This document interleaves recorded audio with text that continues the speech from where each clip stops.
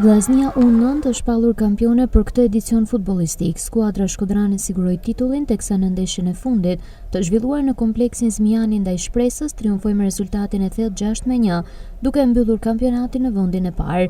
Në përfundim të takimit u zhvillua dhe ceremonia e dorëzimit të trofeut dhe medaljeve për futbollistët e vllaznisë. Trajneri i kësaj skuadre Arben Parmeza tha se është vështirë të shpallesh kampion me këtë grup mosh, por sipas tij vllaznia U9 tregoi që është ekipi më i mirë. Me të thënë drejtën është vështirë me fitu në Shkodër me këtë grup mosh. Ka shumë ekipe të forta, ka konkurrencë të madhe. Megjithatë, vllaznia U9 tregoi që është ekipi më i mirë dhe këtë tregoi në mbet Lorenave, të cilët sjellën rezultate. Edhe pse nuk është pikëllim i kryesor rezultati.